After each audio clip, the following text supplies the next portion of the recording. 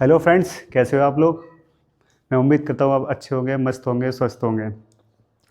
आज से हम लोग यूपी पुलिस के लिए प्रैक्टिस सेट स्टार्ट करते हैं। ठीक है, आज से डेली सेशन रहेगा आपका पुलिस के लिए प्रैक्टिस सेशन।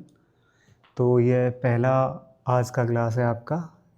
चलो पहले क्वेश्चन की तरफ। आपका ये पहला क्वेश्चन है, लिखा हुआ है 7 क्रमागत धनात्मक पूर्णांकों का औसत 126 है। इनमें से सबसे छोटा पूर्णांक क्या होगा।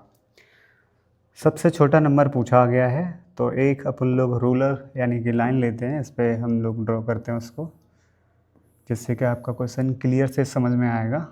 ठीक है, 7 संख्याएं, जिसमें से क्या है ना, अगर ये विषम संख्याएं हैं, संख्याओं की संख्या तो 7 है जो कि विषम है, तो बीच में जो एक संख्या रही होगी वही उसका औसत होगा, एवरेज होगा। बाद बाकी 3 संख्याएं राइट साइड में इधर आगे लिखी होंगी और 3 संख्याएं इधर लिखी होंगी, जो कि 7 क्रमागत संख्याओं का औसत दे रखा है 126। ये बीच वाला ही मध्यमान, जिसको मिडल मीन कहते हैं, यानी मध्यमान रहेगा आपका 126। अब ये क्रमागत हैं, तो इनमें से पीछे बैक जाने पर आप 1 2 3 माइनस कर दोगे तो आपका लास्ट का सबसे छोटा वाला नंबर आ जाएगा। तो यहाँ पे आपका 1 2 3 यानी कि 123 बनेगा। पीछे वाला बैक करने पर ये 125 रहेगा और ये 124 और ये 123। तो इस तरीके से सवाल को कर सकते हैं। यहाँ पे राइट आंसर आपका होगा 123। ठीक है, बी ऑप्शन हो जाएगा। अगले क्वेश्चन पे पहुँचोगे आप। एक परीक्षा में 8 छात्रों द्वारा प्राप्त अंकों का औसत जो है वो है 5.1 और अन्य छात्रों का जो औसत है वो 6.8 है। तो टोटल 17 छात्रों का औसत अंक क्या है या क्या थे उनका औसत, ये पूछा है। ठीक है, तो सबसे पहले एवरेज के लिए जो फार्मूला होता है उस फार्मूले से आप क्वेश्चन को कर सकते हो, वरना यहाँ पे लास्ट में ये क्या रखा है, 17 छात्रों का औसत क्या है। तो टोटल पहले आप एन ए बराबर में है टी। टी क्या है आपका, टोटल है, एन नंबर है, कितने आंकड़े हैं, कितने छात्र हैं, और ए है आपका एवरेज। तो यहाँ पर छात्र कितने हैं, छात्र संख्या क्या है आपकी 8 है। एवरेज कितना है आपका, एवरेज दे रखा है 5.1। अगर हम इसको सॉल्व करेंगे तो ये वैल्यू जो बन जाएगी वो आपकी बनेगी 4 0 और 0.8, इतनी वैल्यू बनेगी। ठीक है, फिर क्या रखा है, 9 छात्रों का औसत, ठीक है, 6.8 है। तो 9 लोग हैं, उनका एवरेज दिया है 6.8 और इसको सॉल्व करेंगे तो सॉल्व करने पर जो वैल्यू बनेगी गुणा कर लेंगे। ठीक है, 9 छक्का 54 और 7 हो जाएगा 61। तो ये 61.2 बन रहेगी वैल्यू, और इसको जोड़ दें अगर हम, क्योंकि 9 और 8 लोग बनेंगे टोटल 17 लोग, और 17 लोगों का एवरेज पूछा गया है, जो कि टोटल कितना हो रहा है उन लोगों का, तो ये जोड़ देंगे और ये बन रही है वैल्यू आपकी 102। और 17 से इसमें भाग कर दोगे तो एवरेज की वैल्यू आ जाएगी, जो कि वैल्यू कितनी आ रही है, तो भाग करने पर आपकी वैल्यू आ रही है 6। तो यहाँ पर राइट आंसर हो जाएगा बी, सी ऑप्शन। ठीक है, 6। नेक्स्ट क्वेश्चन पे चलिए, नेक्स्ट क्वेश्चन को देखते हैं। एक वस्तु को 1700 में बेचने पर एक दुकानदार को 15% की हानि होती है। 20% का लाभ करने के लिए उसको कितने पर बेचना होगा, ये सेलिंग प्राइस पूछा है उसने। ठीक है, तो देखो यहाँ पे जो है नया सेलिंग प्राइस पूछा है, जबकि 1700 रुपये में बेचने पर ये भी तो सेलिंग प्राइस ही है, ये भी सेलिंग प्राइस है। कितना है सेलिंग प्राइस, तो वो दे रखा है 1700 रुपये। ठीक है, और 15% की हानि, तो 85% में बेच रहा होगा, ये भी इसकी सेलिंग प्राइस होगी। तो जो दिया है, ठीक है, जो दिया है वो 1700 रुपये सेलिंग प्राइस है, और जो पूछा है वो नया सेलिंग प्राइस पूछा है 20% लाभ, यानी 120 की वैल्यू पूछी है। तो यहाँ पे 120 से गुणा करेंगे आप, तो ये नया सेलिंग प्राइस होगा, और जो 15% का कम है तो वो 85% बनेगा आपका, उससे गुणा करके इसको सॉल्व कर लेंगे। तो ये परसेंटेज से परसेंटेज जगह काट दोगे और 17 से भाग कर दोगे आप, ऊपर वैल्यू बनेगी आपकी 100, और ये काटोगे तो ये बनेगा आपका 5 बार, और 5 से काट दोगे तो ये 24 बार कट जाएगा आपका, और 24 गुणा 100 गुणा करके सॉल्व करोगे तो आंसर आपका बन रहा है क्या, 2400।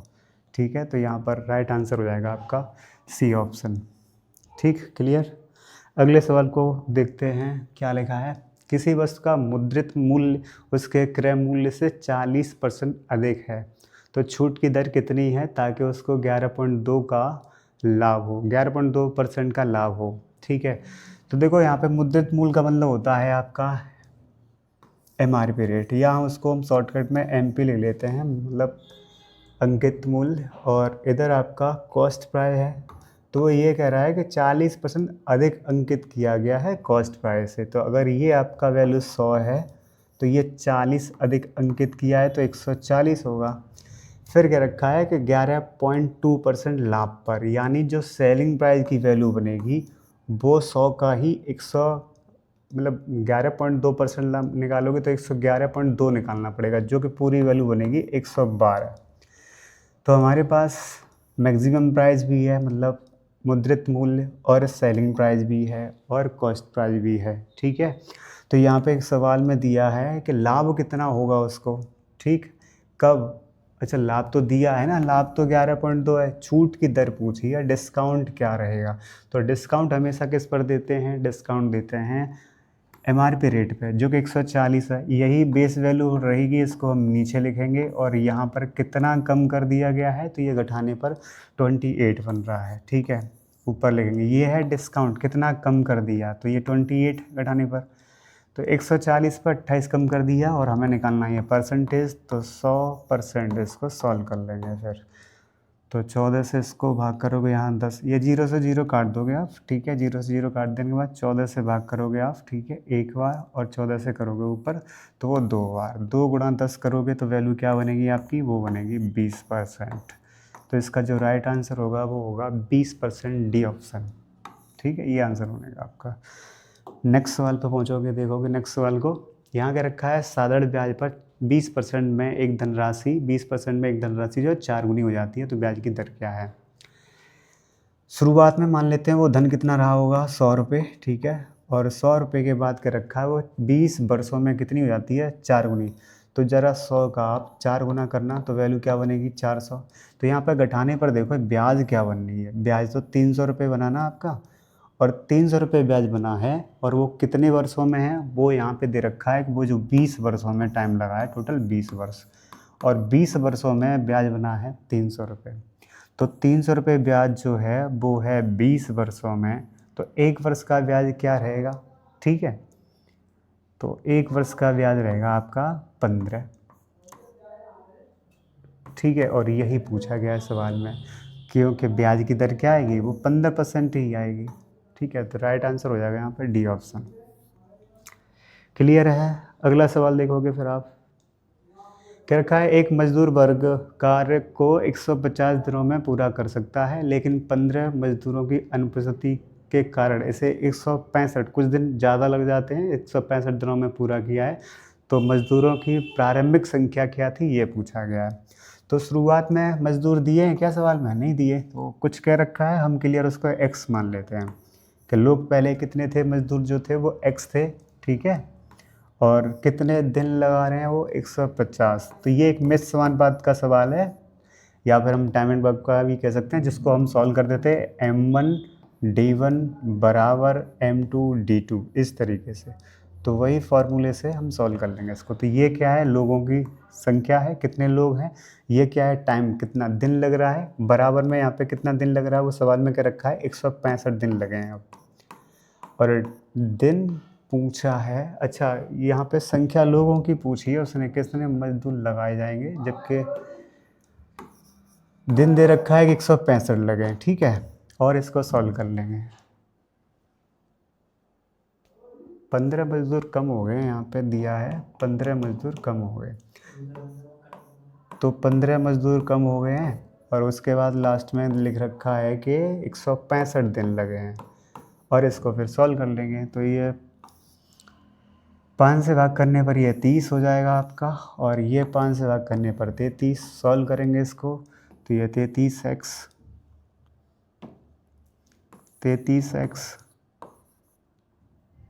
और माइनस 15 गुणा 33।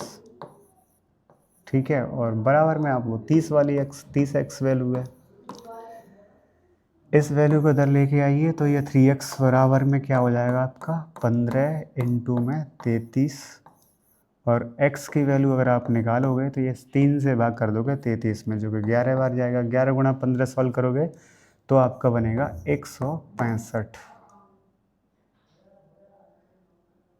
165 मजदूर लगेंगे, यानी कि बी ऑप्शन। ठीक है, अगला क्वेश्चन देखो जरा। 2401 रेशियो 343 के समान एक युग्म ज्ञात कीजिए।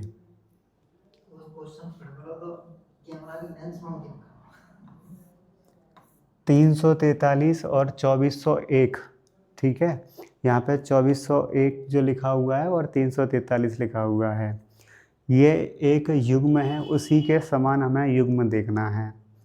तो इसमें पहले आप कॉन्सेप्ट समझिए। ये 2401 तो 49 का स्क्वायर है, और ये 343 7 का क्यूब है, यानी कि स्पष्ट हो रहा है ये 2401 रेशियो 343।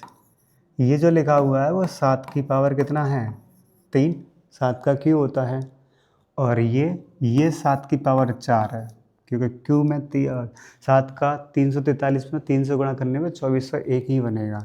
तो ये यहाँ पर मतलब कॉन्सेप्ट है कि किसी भी अंक का जो पावर है वो 7 की पावर 3 है, जैसे यहाँ पे वो 7 की पावर 4 है। तो सेम ऐसे ही इस ऑप्शन में से कौन सा आंसर बनेगा। तो सबसे पहले आपको देखना है कि क्यू और स्क्वायर में कुछ नंबर दिख रहा है क्या। तो एक क्यू हमें ये दिख रहा है सी ऑप्शन में, और एक दिख रहा है बी ऑप्शन में। तो बी वाले ऑप्शन को देखिए ज़रा, यहाँ पे लिखा है 64, यानी कि वो 4 का क्यू होता है। 64 और 256, 64 जो है वो 4 का क्यूब है, और 4 की पावर अगर हम 4 करें तो वैल्यू कितनी बनी है 256। तो यहाँ पे राइट आंसर क्या आ जाएगा फिर बी ऑप्शन। तो बी ऑप्शन इसका राइट आंसर हो जाएगा। ठीक है, अगले क्वेश्चन पे पहुँचो आप। कह रखा है कि 6 किलोमीटर प्रति घंटे की स्पीड से और 5 किलोमीटर प्रति घंटे की स्पीड से ट्रेन समान दिशा में चल रहे दो पुरुषों को दो लोगों को पार करता है। उसको क्रमशः टाइम जो लग रहा है वो 11 सेकेंड और 10 सेकेंड का समय लेती है। तो ट्रेन की यहाँ पे गति पूछी गई है क्या होगी। जब ट्रेन समान दिशा में किसी गतिमान वाहन हो सकता है या कोई लोग यहाँ पे पर्सन है यानी कोई व्यक्ति है, तो उसको क्रॉस करेगा तो स्पीड क्या होगा, रिलेटिव स्पीड जो है कम हो जाएगा। तो ट्रेन की स्पीड यहाँ पे क्या है, हम मान लेते हैं x है। ठीक है, तो ट्रेन की स्पीड कम हो जाएगी, रिलेटिव स्पीड वो कितनी कम होगी, तो वो पुरुषों की जो दे रखी है उसको कम कर देंगे। कितना है तो 6 है, तो x माइनस 6 से रिलेटिव स्पीड होगी जब पहले व्यक्ति को वो क्रॉस कर रही होगी। तो ये इसकी स्पीड है। दूसरे पुरुष को जब पार कर रही होगी तब स्पीड क्या रही होगी, तो वो x माइनस 5 रही होगी। ये दोनों की स्पीड है, रिलेटिव स्पीड, दोनों व्यक्ति हैं अलग अलग, उनको क्रॉस कर रहे होंगे तब के लिए। ठीक है, और क्या रखा है यहाँ इनको पार करने में यानी क्रॉस करने में 11 सेकंड और 10 सेकंड का समय लगता है। ठीक है, तो ये जो है ना डिस्टेंस की जो ट्रेन की जो लंबाई होगी, डिस्टेंस होगी, वो हर कंडीशन में बराबर होगी। तो दोनों तरफ हम डिस्टेंस बराबर डिस्टेंस कर लेंगे। किसकी डिस्टेंस, ट्रेन की डिस्टेंस। तो स्पीड इंटू टाइम, टाइम पहले व्यक्ति को क्रॉस करने में कितना लगा है 11 सेकंड लगा है, बराबर में दूसरे व्यक्ति को पार करने में कितना समय लग रहा है, वो लग रहा है 10 सेकेंड। ठीक है, और इसको फिर सॉल्व कर लेंगे। तो सॉल्व करने पर ये 11x माइनस का 66 बराबर में आपका ये बनेगा 10x माइनस का 55, और ये वैल्यू इधर लेके x बराबर घटा दोगे तो ये 16। ठीक है, अच्छा इधर 50 था, यहाँ पे घटा दोगे तो यहाँ पर वैल्यू बनेगी आपकी 16, जो कि ये किस में आ रही है, तो वो जो यूनिट आपने यूज़ किया था उसी में आएगा। यूनिट किस में यूज़ किया था, 6 किलोमीटर प्रति घंटा। तो आंसर भी आपका 6 किलोमीटर प्रति घंटे में आएगा, यानी कौन सा ऑप्शन है आपका, डी ऑप्शन है। राइट आंसर हो जाएगा डी। अगले क्वेश्चन को देखोगे इसके बाद, यहाँ लिखा हुआ है एक बर्तन है जिसमें दूध पानी का अनुपात 3:4 दिया है। कह रखा है दूध 10 लीटर और पानी भी 10 लीटर, दोनों को मिलाते हैं तो अनुपात नया अनुपात हो जाता है 4:5। प्रारंभ में कुल मिश्रण कितना था। तो देखो जरा, प्रारंभ में कुल मिश्रण कितना था, 3:4, यानी टोटल मिश्रण जो है 7 ही तो है। तो जो आंसर होगा वो 7 से कटने वाला होगा। क्या ये 7 से कट रहा है, नहीं। क्या ये 7 से कट रहा है, हाँ। क्या ये 7 से कट रहा है, नहीं। क्या ये 7 से कट रहा है, नहीं। तो हम स्पीड से आंसर इस तरीके से कर सकते हैं, जो कि 7 से कटने वाला ऑप्शन एक ही है, तो वही राइट आंसर हो जाएगा। सॉल्व कैसे करेंगे देखो ज़रा। तो पहले रेशियो जो इनिशियल रेशियो है वो कितना दे रखा है, 3:4 दिया है। अब क्या रखा है, 10 लीटर दूध और 10 लीटर पानी को ऐड किया गया है इसमें, तो नया रेशियो क्या बना है, तो वो 4:5 बना है। अच्छा, तो पहला वाला जो रेशियो है वो मिल्क का है और बाद वाला है वो है आपका वाटर का। इस तरीके से ये 2 रेशियो दिए थे। अब यहाँ आप कितना ऐड किया जा रहा है वो देखो ज़रा, यहाँ पर भी 1 ऐड किया जा रहा है और यहाँ पर भी, जबकि सवाल में कितना दिया है 10। तो ये 1 यूनिट की ही वैल्यू, 1 यूनिट की वैल्यू कितनी दे रखी है सवाल में, 10 लीटर दिया है। जब 1 बराबर 10 है तो पहले की मात्रा 3 और 4 कितनी थी, 7, तो 7 बराबर निकालोगे तो 7 से दोनों तरफ गुणा करके ये वैल्यू तुम्हारी कितनी हो रही है, 70। तो 70 लीटर राइट आंसर हो जाएगा। क्लियर है। अगले सवाल पे पहुँचो आप। यहाँ ये इस प्रॉब्लम का सवाल है जहाँ पे क्या रखा है, ए और बी की आय का अनुपात कितना है, 3:2। इसके बाद क्या रखा है, 10 वर्ष बाद इनकी आय का योगफल 80 हो जाएगा। लास्ट में क्या रखा है, इनकी वर्तमान लिखा है, ठीक है, वर्तमान आय का योग कितना कितना होगा क्रमशः, ठीक है। तो यहाँ देखिए आप, ए अनुपात बी दिया है, जो ये प्रेजेंट का ही तो रेशियो है, प्रेजेंट का जो रेशियो दिया है वो यहाँ पे 3:4 दिया है। कितना दिया, 3:4 नहीं, 3:2 दिया है, ठीक है। उसके बाद क्या रखा है, 10 साल बाद 80 योगफल होगा। तो ये 10 साल बाद क्या रखा है, तो 10-10 साल दोनों का बड़ा होगा। तो 10 साल पहले क्या होगा, तो दोनों की उम्र 10-10 साल यानी कि 20 साल कम हो गई होगी, तो 60 साल रही होगी प्रेजेंट की आय। तो प्रेजेंट की आय यहाँ पे कितनी है, 3:2, ठीक है। तो यहाँ पर टोटल योगफल कितना हो रहा है, 5, जबकि सवाल में कितना दिया है, 80 तो दिया है 10 वर्ष बाद, 2 लोग हैं तो 20 वर्ष बाद, 20 वर्ष टोटल हो गया इसमें, जो कि घटा देने पर 60 साल बचेगा। 60 साल जो टोटल योगफल होगा वो वर्तमान में ए और बी की आय का योग होगा, ठीक है। तो यहाँ पे 60, 5 बराबर 60 यहाँ से डिवाइड करके 1 यूनिट की वैल्यू निकाल लोगे, जो कितनी आएगी, 12। उसके बाद दोनों का अलग अलग निकाल लोगे, तो 2 बराबर निकालोगे आप गुणा करने पर, तो आपकी वैल्यू कितनी आएगी, 24। तो 24 हो जाएगी एक लोग की। और दूसरा डाटा क्या है, 3 बराबर निकालोगे तो 12 गुणा 3, 36 वैल्यू हो जाएगी। तो आंसर क्या हो जाएगा, 12 और 36। किस ऑप्शन में लिखा है, तो देखो ज़रा, राइट आंसर क्या है, बी ऑप्शन। बी ऑप्शन में लिखा है 36 और 24, ठीक है। अगले सवाल को देखोगे फिर आप, ये है आपका बार ग्राफ, जिसको हम लाइन ग्राफ भी कहते हैं। दिए गए रेखा आरेख में 7 स्कूलों में लड़कियों की संख्या को दर्शाया गया है, ठीक है। ये स्कूल हैं जो कि 7 हैं, ठीक है, उनमें लड़कियों की संख्या दर्शाई गई है। तो स्कूल GHI में लड़कियों की कुल संख्या और स्कूल JKL और M में लड़कियों की कुल संख्या का अंतर पूछा है। तो हो सकता है यहाँ पे ज़्यादा स्कूल हैं तो इनकी संख्या ज़्यादा आए। तो कौन कौन स्कूल हैं यहाँ पे, पहले इनको लिख लेते हैं। J है प्लस लोग, लड़कियों की संख्या लेनी है तो प्लस K और L और M, ठीक है। इसके अलावा दूसरा डाटा क्या दिया है, दूसरा दिया है आपका GHI, GH और I,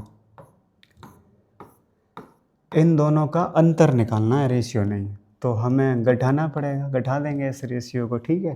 तो ज़रा इसको सॉल्व करते हैं, डाटा को लिख लेते हैं। जे का कितना दिया है, जे का दिया है 1100, ठीक है। जे जो दे रखा है वो देखो 1100 है, तो यहाँ पर रहा होगा आपका 1100। फिर के की वैल्यू कितनी है, और के की वैल्यू दी है वहाँ पे 900, तो ये पूरा 2000 हुआ यहाँ तक, ठीक है। फिर एल की वैल्यू देखो ज़रा, एल की वैल्यू कितनी है 500, तो ये 2500 यहाँ तक हो गया। और m की वैल्यू कितनी दी है सवाल में, लास्ट में देखो वहाँ पे 400 दी है, तो 400, टोटल वैल्यू कितनी हो रही है आपकी, ये 2900 हो गई, ठीक है, जोड़ने पर। और ऐसे ही इधर का निकालोगे, g की वैल्यू कितनी है आपकी 700, तो 700 लिखोगे। और h की वैल्यू क्या है, h की वैल्यू है 1300, तो 1300 के बाद लास्ट में i की वैल्यू, और i की वैल्यू है वो 800 है। तो टोटल वैल्यू ये 2800 बन रही है, जो कि 2900 में से हम घटा देंगे। तो अंतर क्या आया आपका, अंतर आया सिर्फ 100 लड़कियों का अंतर है। तो आंसर क्या हो जाएगा आपका 100, जो कि डी ऑप्शन में लिखा है। राइट आंसर हो जाएगा आपका डी, ठीक है। अगले सवाल को देखो ज़रा,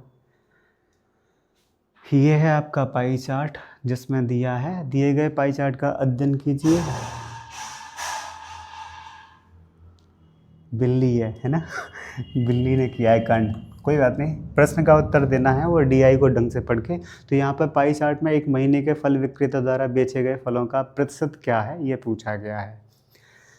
टोटल परसेंटेज 100% होगा, ठीक है, जो कि यहाँ पर एक फल विक्रेता द्वारा एक महीने में बेचे गए कुल फल कितने हैं आपके 50,000 दरिया 50,000, तो जो कि 100% की वैल्यू है, टोटल दिया है तो 100% की वैल्यू कितनी है यहाँ पे 50,000।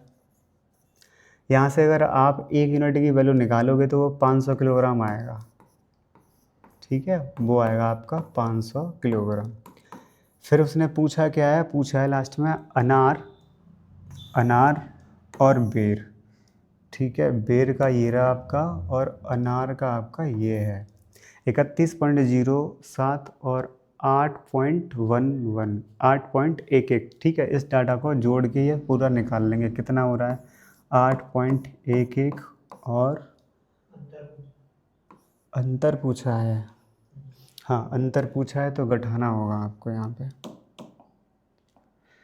तो ये है बेर वाला डाटा और अनार वाला है आपका 31.07 माइनस 8.11, ठीक है। इसको घटा के ये जो वैल्यू बनेगी उसकी वैल्यू निकालनी है।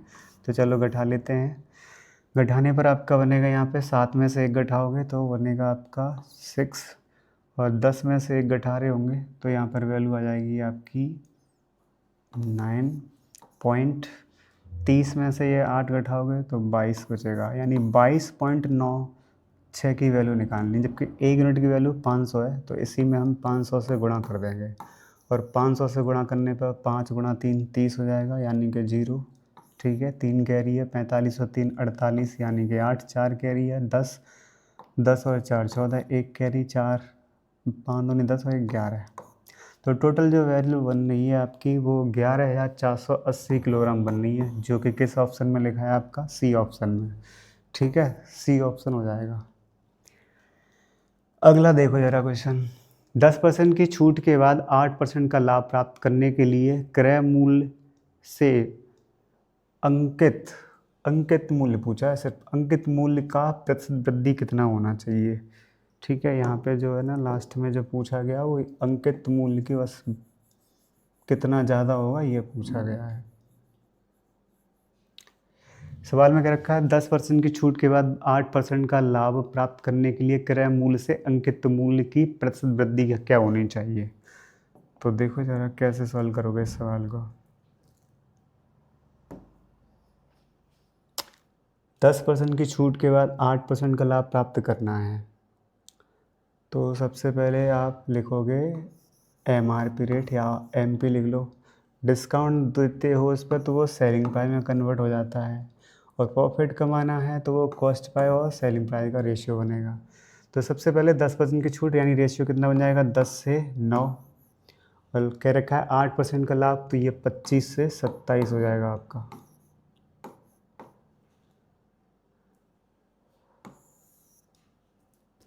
यहाँ पे आप 9 लिखोगे, रेशियो निकाल लोगे और 27 लिखकर ये वैल्यू बन जाएगी आपकी 270, और ये बनेगी 9 गुणा 25 225 लिख सकते हो आप इसको। लेकिन इन दोनों का अगर हम रेशियो निकाल लें, क्योंकि इन दोनों से ही मतलब है हमें, तो लास्ट में ये जो कह रखा है क्रय मूल्य से कितना अधिक अंकित या कितनी वृद्धि है, तो अगर हम इसको 5 से काट दें तो ये वैल्यू 45 बनेगी, और इसको 5 से काटोगे तो ये बन जाएगी आपकी 27 दूनी 54। तो कितना ज़्यादा हो रहा है कॉस्ट प्राइस से, कितना ज़्यादा, कॉस्ट प्राइस तो 45 है, कितनी वैल्यू ज़्यादा है तो ये वैल्यू 9 ज़्यादा है, ठीक है, इनटू में 100%, और इसको सॉल्व कर लोगे आप। और जैसे ही सॉल्व करोगे तो यहाँ पे बन रहा है आपका, देखो 9 से काटोगे ये 5 बार और 5 से 100 में भाग कर दोगे तो कितनी वैल्यू बनी तुम्हारी 20%। तो राइट आंसर हो जाएगा यहाँ पे 20%, ए ऑप्शन, ठीक है। अगली